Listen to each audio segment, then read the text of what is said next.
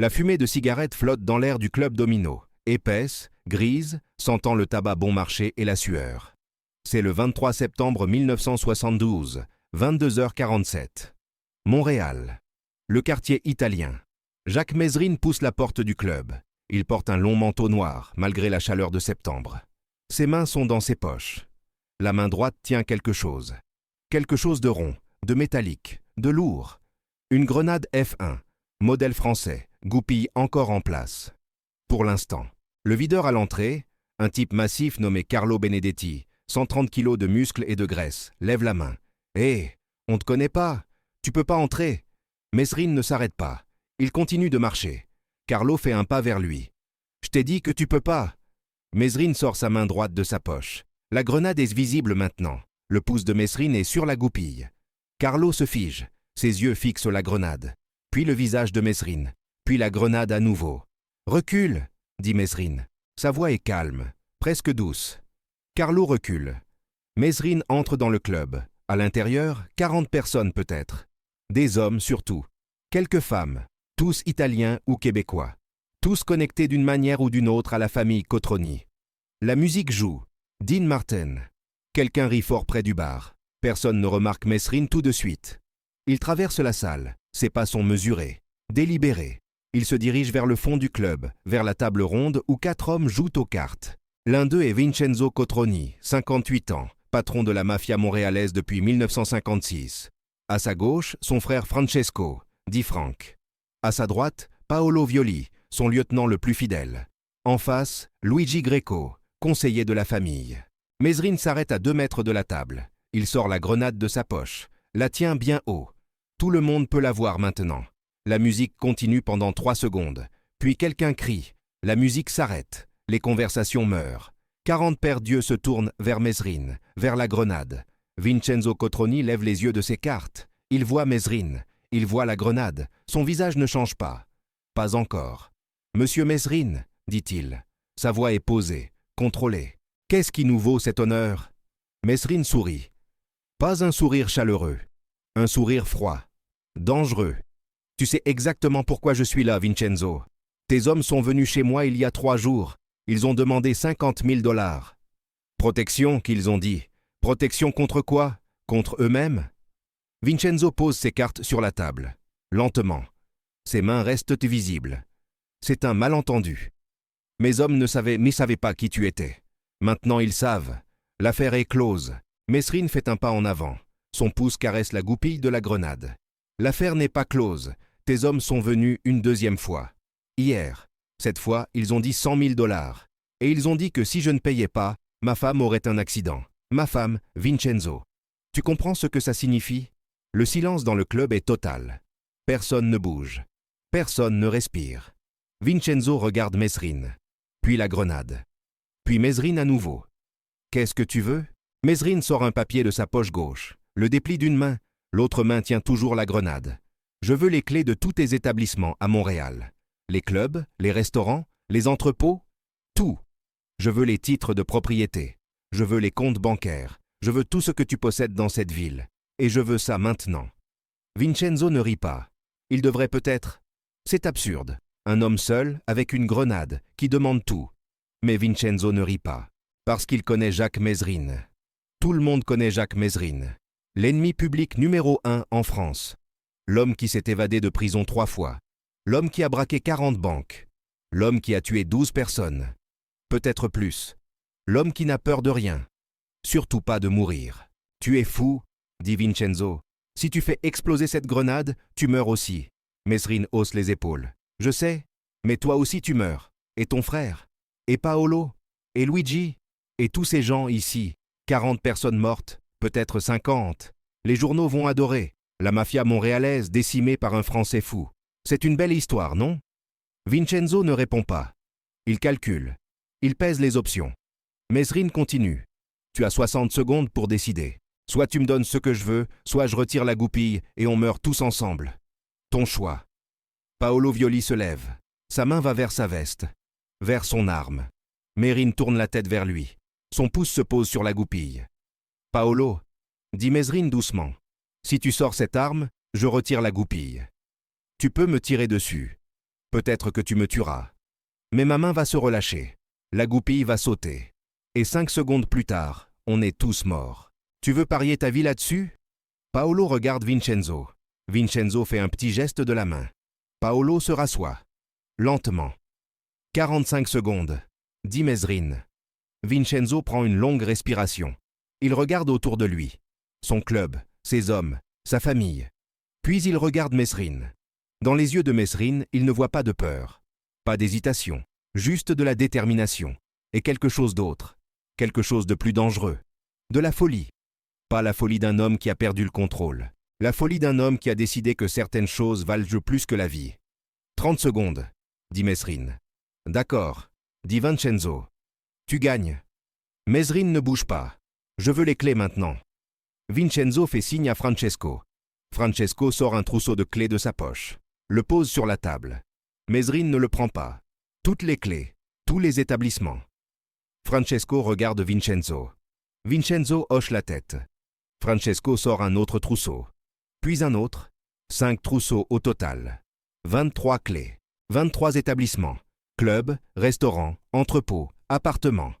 Tout l'empire de Cotroni à Montréal. Mesrine fait signe à Carlo, le videur. Toi, viens ici, ramasse les clés. Apporte-les-moi. Carlo hésite. Vincenzo hoche la tête. Carlo traverse la salle. Ramasse les clés. Les apporte à Mesrine. Mesrine les prend. Les met dans sa poche gauche. La main droite tient toujours la grenade. Maintenant les titres de propriété. Vincenzo ne bouge pas. Je ne les ai pas ici. Mesrine sourit. Bien sûr que tu les as. Tu as un coffre dans ton bureau, derrière le tableau de la Vierge Marie. Très original. Le visage de Vincenzo se durcit.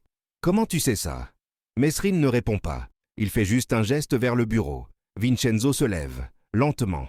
Il marche vers son bureau. Mesrine le suit. À 3 mètres de distance, toujours avec la grenade. Ils entrent dans le bureau. Vincenzo va au tableau, le décroche. Derrière, un coffre. Il compose la combinaison. 17 42 09. Le coffre s'ouvre. À l'intérieur, des liasses de billets, des documents, des photos. Vincenzo sort une enveloppe épaisse. Les titres de propriété. Tous. Mesrine prend l'enveloppe, la met dans sa poche intérieure. Et l'argent aussi. Vincenzo hésite. Mesrine lève la grenade. Vincenzo prend l'argent. 200 000 $ en billets de 100. Le donne à Mesrine. Mesrine le met dans un sac qu'il avait sous son manteau. Il retourne dans la salle principale. Tout le monde est exactement où ils étaient. Personne n'a bougé. Mesrine recule vers la porte. Lentement. La grenade toujours visible. « Vincenzo, dit-il, si tes hommes viennent encore chez moi, si quelqu'un touche à ma femme, si j'entends même ton nom prononcé dans ma direction, je reviens. Et la prochaine fois, je ne viens pas avec une grenade, je viens avec une bombe, et je la fais exploser. Tu comprends ?» Vincenzo hoche la tête. Une fois. Mesrine atteint la porte. Il sort. Marche vers sa voiture.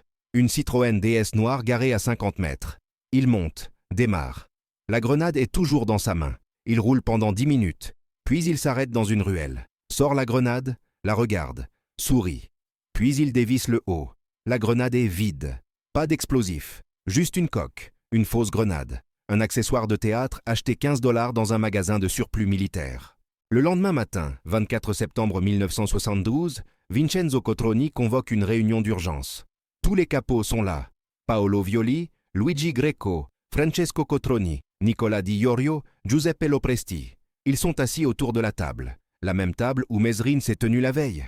Vincenzo parle. Sa voix est calme, mais tout le monde entend la rage dessous. Hier soir, un homme est entré dans mon club. Mon club. Il a menacé ma famille. Il a volé mes clés, mes titres de propriété, mon argent. Et il est parti. Vivant. Ça ne peut pas rester comme ça.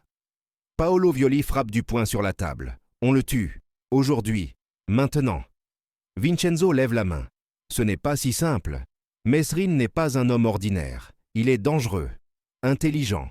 Et il a des connexions. Des amis en France, des contacts au Québec. Si on le tue, ça va créer des problèmes. Des problèmes qu'on n'a pas besoin.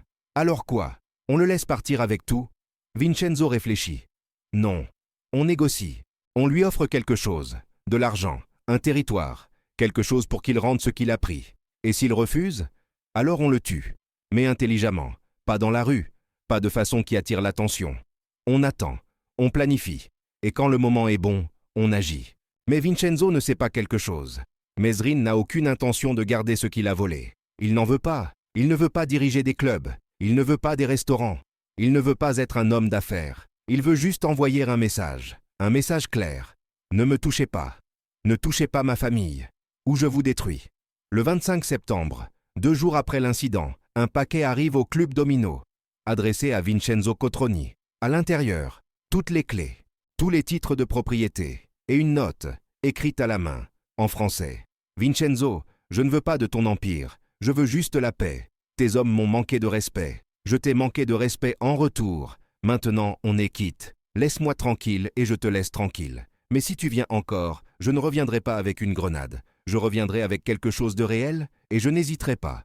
Jacques. Vincenzo lit la note, la relit. Puis il la brûle. Il regarde Paolo. L'affaire est close. On ne touche pas à Mesrine. On ne parle pas de lui. On ne pense pas à lui. Il n'existe pas pour nous. Paolo n'est pas content, mais il hoche la tête. Boss, on a l'air faible. Tout le monde va savoir qu'un homme seul nous a humiliés. Vincenzo se lève. Tout le monde va savoir qu'un homme fou est entré dans mon club avec une grenade et qu'il est ressorti vivant parce que je suis assez intelligent pour savoir quand me battre et quand laisser tomber. Ce n'est pas de la faiblesse, c'est de la sagesse. Et si quelqu'un pense différemment, il peut venir me le dire en face. Mais l'histoire ne reste pas secrète. Bien sûr que non. Dans le milieu, les secrets n'existent pas. En une semaine, tout Montréal sait.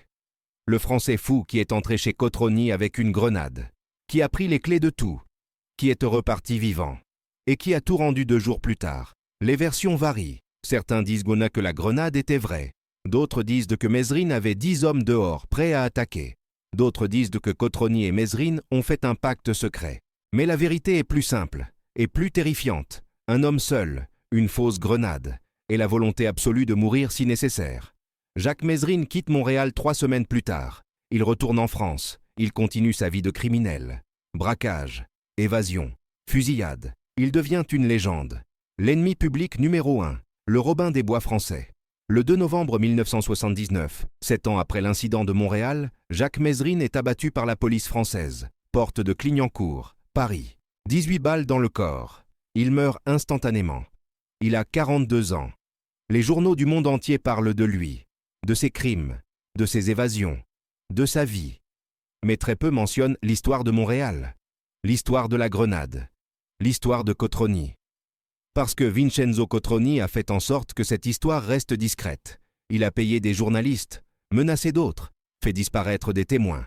Pas en les tuant, juste en les faisant taire, avec de l'argent, avec des menaces, avec des faveurs. Vincenzo Cotroni meurt en 1984, cancer. Il a 70 ans. À ses funérailles, 2000 personnes. Politiciens, hommes d'affaires, criminels. Tout Montréal est là. Pendant la veillée funèbre, Paolo Violi, maintenant vieux lui aussi, raconte l'histoire. L'histoire de Mesrine, de la grenade, du club. Un jeune mafioso, 25 ans peut-être, écoute. Il demande « C'est vrai? La grenade était vraie ?» Paolo sourit. Un sourire triste. On ne l'a jamais su. Mesrine ne l'a jamais dit. Vincenzo pensait que non, que c'était du bluff. Mais il n'a jamais voulu prendre le risque. Parce qu'avec Mesrine, on ne savait jamais. C'était ça son pouvoir. Pas la violence, pas les armes, l'imprévisibilité, la folie calculée. Tu ne savais jamais s'il bluffait ou s'il était vraiment prêt à mourir. Le jeune mafioso réfléchit. Et vous? Vous pensez que c'était du bluff? Paolo regarde le cercueil de Vincenzo, réfléchit longtemps, puis il dit « Je pense que ça n'avait pas d'importance. Vrai ou fausse, Mesrine était prêt à la faire exploser. C'est ça qui comptait. Pas l'arme, l'intention. Et Vincenzo l'a compris. C'est pour ça qu'il a cédé. Pas par peur de la grenade, par respect pour un homme qui n'avait peur de rien, même pas de la mort. Aujourd'hui, 2024, le club Domino n'existe plus, démoli en 1998. À sa place, un immeuble d'appartements. Personne ne se souvient de ce qui s'est passé là. Personne ne parle de la nuit où Jacques Mesrine est entré avec une grenade. Personne ne raconte comment un homme seul a fait plier toute la mafia montréalaise. Mais dans certains bars, dans certains cercles, l'histoire circule encore, murmurée, embellie, transformée en légende. Et la leçon reste la même. La leçon que Vincenzo Cotroni a apprise cette nuit-là. La leçon que tous les hommes de pouvoir devraient apprendre. Le vrai danger ne vient pas de ceux qui ont le plus d'armes, ou le plus d'hommes, ou le plus d'argent. Le vrai danger vient de ceux qui n'ont rien à perdre, de ceux qui sont prêts à tout risquer, de ceux qui regardent la mort en face et sourient. Jacques Mézerine était cet homme. Un criminel, un meurtrier, un voleur, mais aussi un homme libre, libre de toute peur, libre de toute contrainte. Et cette liberté, cette folie, cette volonté de mourir pour ses principes, c'était son arme la plus dangereuse. Plus dangereuse qu'une grenade, plus dangereuse qu'un fusil, plus dangereuse que n'importe quoi. Vincenzo Cotroni l'a compris en une seconde, quand il a regardé dans les yeux de Mézerine. Quand il a vu qu'il n'y avait pas de négociation possible, pas de compromis, juste un choix. Céder ou mourir. Il a choisi de céder. Et il a survécu. Mais il n'a jamais oublié la nuit où un Français fou lui a appris que le pouvoir a des limites, et que ces limites s'appellent la folie. Voilà l'histoire. Pas une histoire de victoire, pas une histoire de défaite, une histoire d'équilibre, de respect mutuel entre deux hommes dangereux. Mézerine a prouvé son point. Cotroni a reconnu sa défaite. Et les deux ont vécu. Pour un temps, jusqu'à ce que leur vie violente les rattrape. Mézerine abattu par la police, Cotroni consumé par le cancer. Deux fins différentes, mais la même leçon. La violence appelle la violence, le pouvoir appelle la rébellion. Et parfois, un seul homme avec une grenade peut changer l'équilibre du pouvoir. Même si la grenade est fausse, parce que ce qui compte, ce n'est pas l'arme, c'est la volonté de l'utiliser. Et Jacques Mézerine avait cette volonté. Absolue, totale, terrifiante. C'est pour ça qu'on se souvient encore de lui. C'est pour ça que son nom fait encore frissonner. Pas parce qu'il était le plus fort, pas parce qu'il était le plus intelligent, mais parce qu'il était le plus fou. Et dans un monde de violence, la folie est la reine des armes.